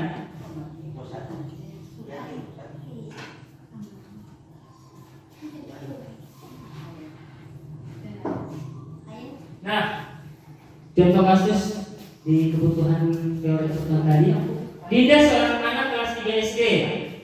Begitu tiba di rumah pulang dari sekolah, menangis dan mengadu pada ibunya bahwa dia benci pada Ibu Rani, gurunya. Menurut Anda, kebutuhan apa yang berusaha dipenuhi oleh Dinda? Jika jawabannya seperti ini, bila Anda berada dalam posisi Ibu Rani dan mendengar informasi dari ibunya Dinda tentang perasaan Dinda hari itu, apa yang akan Anda lakukan kepada Dinda besok ketika Dinda masuk sekolah agar kebutuhan Dinda terpenuhi? Ya, jawaban. Ibu guru bilang aku tidak boleh bersenandung sewaktu mengerjakan tugas. Katanya kelas harus tenang, tidak ada suara, kan nggak seru jadinya. Dia butuh kesenangan. Ibu guru tidak boleh siswa itu bersenandung ketika di dalam kelas mengerjakan tugas. Bagaimana harusnya ibu lakukan? Memang dalam kategori ini, di dalam dia mengerjakan tugas itu tidak boleh bersenandung. Tetapi karena ibu tidak juga melihat ini sebagai sisi bahwa dia butuh bersenandung, mungkin ibu sedang menyanyi atau di dalam kelas tidak ada hiburan, tegang terus, sehingga dia kesenangan belajarnya dia kan gitu. Kesenangan dia, apalagi kelas 1, waktu ibu guru marah menyanyi, bersenandung. Nah, ini teori kebutuhan akan kesenangan. Ibu guru tidak menyapaku hari ini, padahal aku pakai jaket rambut baru. Kadang-kala ini hal-hal kecil. Jangan cari orang ibu guru pakai jaket baru, sana. Jangan bilang solan sih. Iya, seperti itu. Pak Nawawi luar biasa. Hari ini sehat. Sentuhan kalimat-kalimat yang sederhana seperti ini, tapi membuat kita, apalagi kita mau berapa tiap hari. Berarti itu adalah bentuk perhatian kita kepada Tuhan. Nah, apalagi ke siswa. Aku bosan, masa belajarnya cuma gitu-gitu saja, dengar ibu guru saja. Kebebasan, dia bosan berarti masa belajarnya cuma begitu. Ada juga yang tidak belajar dari ibu guru.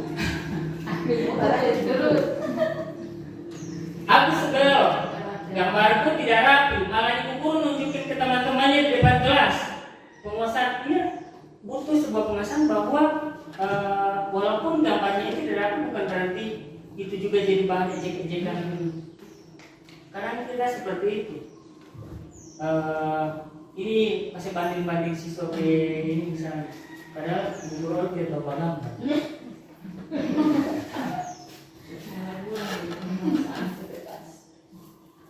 Nah, tadi dulu ya. Bagaimana? Oke. Ya.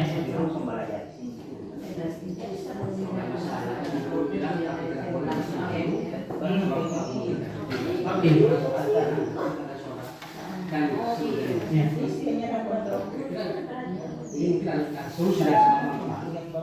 Solusinya bagaimana menyikapi persoalan seperti ini? Apabila seorang guru istilahnya menyangkuti keinginan tersebut otomatis akan mengganggu teman-teman lain. Proses pembelajaran akan tidak berjalan lancar. Baru kalau seandainya tidak diikuti, ada korban misalnya si Adinda. Kira-kira bagaimana solusinya itu? Dalam hal ini Pak Nawawi, Ya. kasus ini kan berasal dari rentetan awal. Kemungkinan besar ini anak memang suka menyanyi, tetapi dalam konsep pembelajarannya dia menonton sehingga dia menyalurkan pada saat dia mengerjakan tugas. Tetapi yang saya bilang tadi, andaikan itu guru itu dia bukan cuma menjelaskan, ada proses menyanyi, ada proses yang lain, maka dia sudah sudah tersalurkan dia punya kesenangan itu di awal tadi. Dia Sama dengan saya ini suka bajoget sekarang ini pun. Belum ada itu joget. Siapa mana? Oke, kita lanjut. Masih mau tanggapi Bu Marlan. Kita sudah melewati jam berapa sekarang? Hanya 1:05. Oke, 12:41. Ya, ini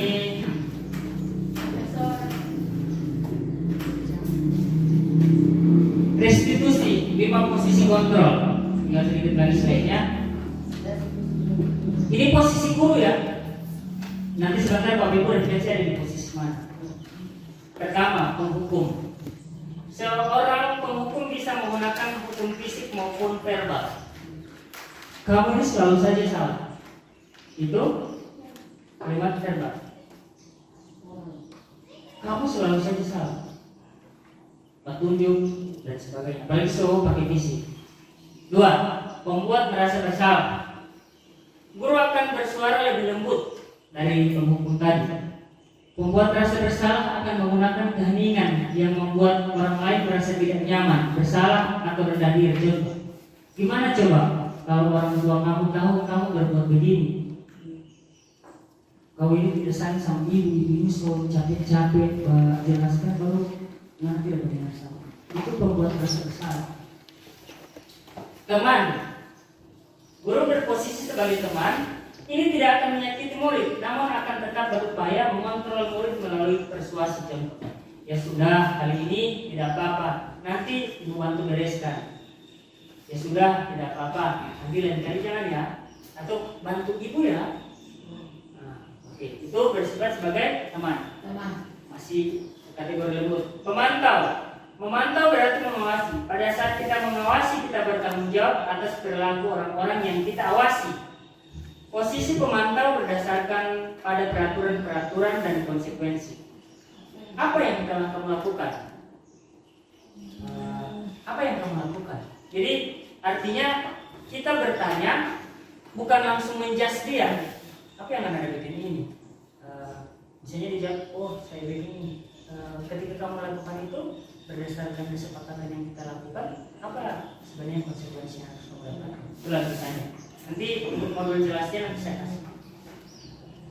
Berposisi sebagai manajer, posisi di mana guru berbuat sesuatu bersama dengan murid, mempersilakan murid mempertanggungjawabkan perilakunya, mendukung murid agar dapat menemukan solusi atas permasalahannya sendiri. Contoh, apa rencana kamu untuk memperbaiki hal ini?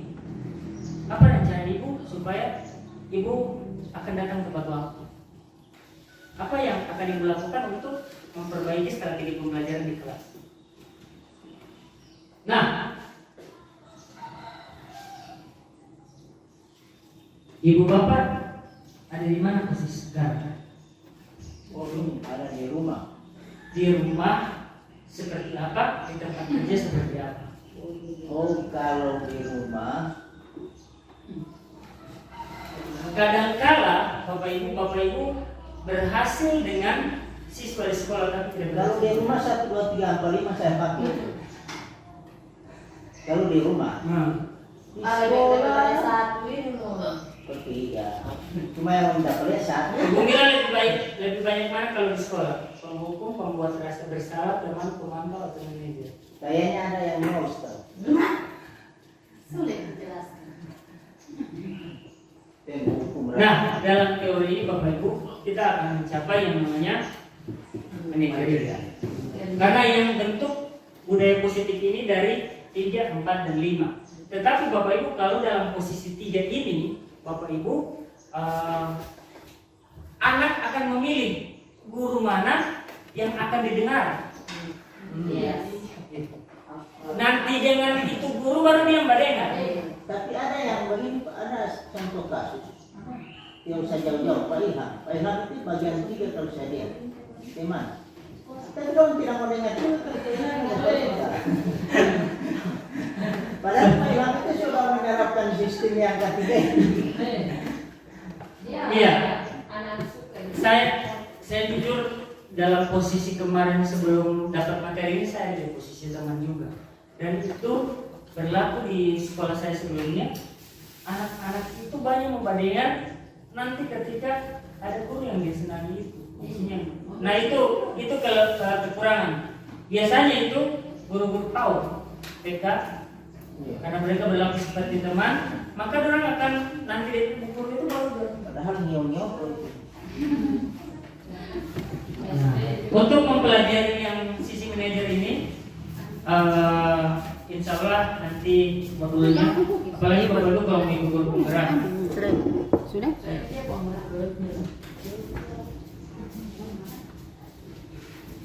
Nah, bagaimana itu segitiga restitusi yang saya bilang tadi?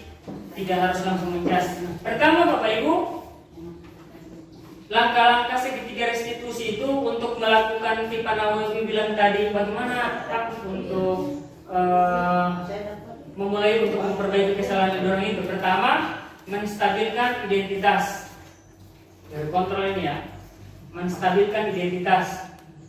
Kita semua akan melakukan hal yang terbaik yang bisa kita lakukan, atau kita semua punya kesalahan yang sama di masa lalu. Tidak semua orang, misalnya saya tanya, kenapa kamu datang terlambat? Pokoknya saya bilang, ya benar.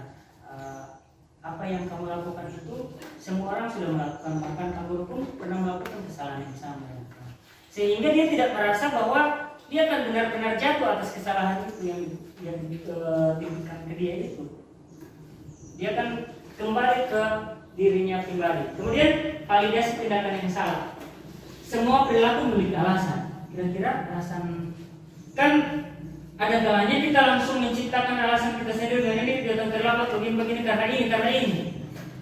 Padahal kita ada alasan orang lain terkait ini. Contoh Pak Nawawi, alasannya keluar daerah. Saya belum tahu di awal, ternyata alasannya memang tepat sekali. Tapi Pak Nawawi kala itu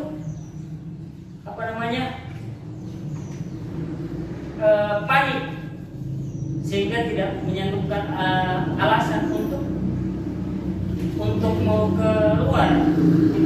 Nah seperti ini alasan-alasannya. Semua perilaku memiliki alasan, dan alasan itu yang harus kita dapatkan dari si anak ini ketika kita mau.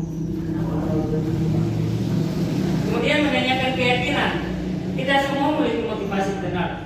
Kita semua memiliki keyakinan. Kira-kira kalau alasannya kamu seperti itu, besok kamu mau melakukan perubahan atau tidak? Kira-kira perubahan apa yang ingin kamu lakukan agar tidak mengulangi kesalahan lagi? Pasti datang melakukan. Macam Pak Rel tadi bilang bahwa saya tidak mau bermain HP lagi 3 malam. Kapan kamu melakukan itu? Hal-hal ini yang dibiasakan di sisi. Sehingga tadi ketika saya belum pakai teks dengan pakai teks berbeda dengan Pak Rel. Nah, ada contoh videonya nanti. Mereka rasakan, Pak Guru saya juga ini memang sebenarnya sering terlambat. Pak Rel bilang di dalam kos. Tapi kalau Pak Guru bilang begitu, saya merasakan nyaman ketika Pak Guru bertanya begitu, baru ternyata saya bisa mencari solusi sendiri.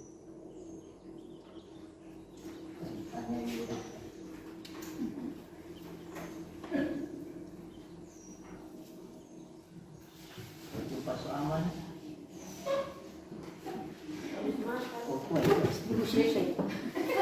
Yang mana Pak? Yang merah atau putih? Nah, oke, untuk yang terakhir sambil Bapak Ibu makan, kita lihat video tadi dengan Waalaikumsalam.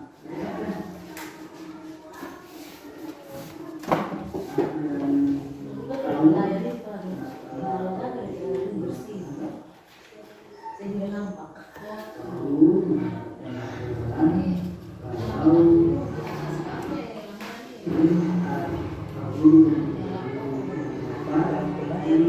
Ini layar atau apa ya?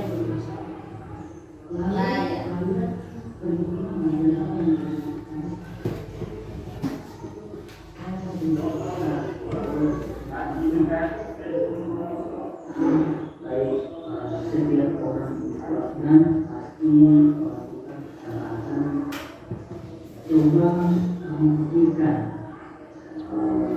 pada saat pelajaran berlangsung itu apa lalu membolos yang kamu lakukan itu benar atau salah?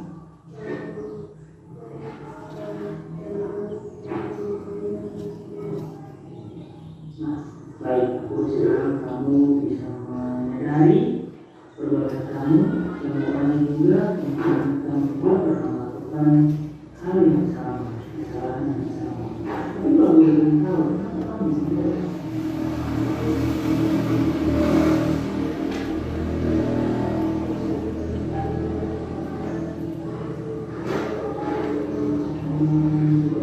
Kelas baru ada teman yang panggil bolos.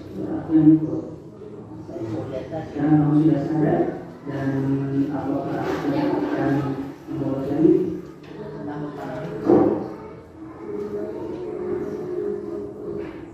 Jadi akan tidak membolos lagi. Untuk kedepannya bila Bapak Ibu sudah tahu apa yang akan melakukan, apa yang akan kamu lakukan untuk memperbaiki kesalahan ini. Minta tugas dari Pak Guru. Jadi kalau ada guru kami minta tugas dari guru ya. Baik, semoga kalian mendapatkan pelajaran dari kesalahan yang Anda lakukan dan akan berubah lebih baik lagi.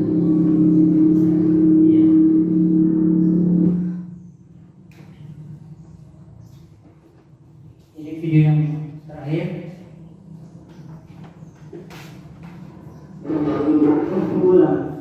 Nah, dan saya ambil ini.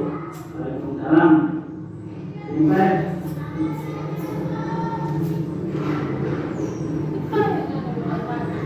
Saya tahu kenapa baru dari sini saya. Nah, akhir-akhir ini kalau kita perhatikan hari itu sebenarnya coba kalau kita kenapa saya tidak tahu tidak bangun saya tidak sesuai semua punya kesalahan kamu juga sudah mengakui kesalahan yang sudah dilakukan kamu juga sudah melakukan kesalahan saya tahu kenapa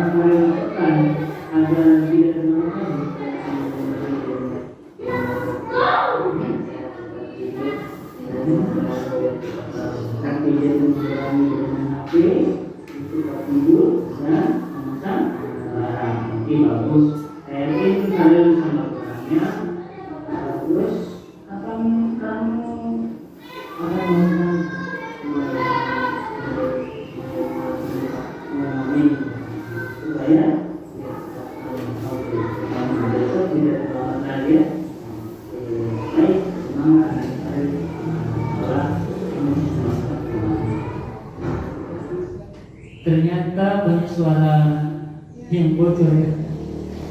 Nanti sore. Nah, ini tanggapan-tanggapannya mereka. Tapi saya tanggapannya saya sudah ceritakan tadi kepada teman-teman semua. Dan Bapak Ibu, demikian untuk materi budaya kita di hari ini untuk kegiatan Komil, karena waktu saya tidak mau lebih dari 2 jam kegiatan ini. Nah, untuk teman-teman, materi ini saya akan bagikan kepada teman-teman semua, dan untuk pengembangan materinya nanti insya Allah bisa melalui platform Merdeka Mengajar, itu pada materi topik belajar mandiri budaya positif. Aksi nyatanya Bapak Ibu bisa bagi itu penanganan kepada siswa dengan cara segitiga restitusi. Karena ini harus dipraktekkan. Nah, oke, Bapak Ibu, demikian kegiatan kita pada hari ini. Terima kasih atas perhatian dari teman-teman semua. Billahi taufiq wal hidayah. Assalamualaikum warahmatullahi wabarakatuh. Selanjutnya Bapak foto dulu.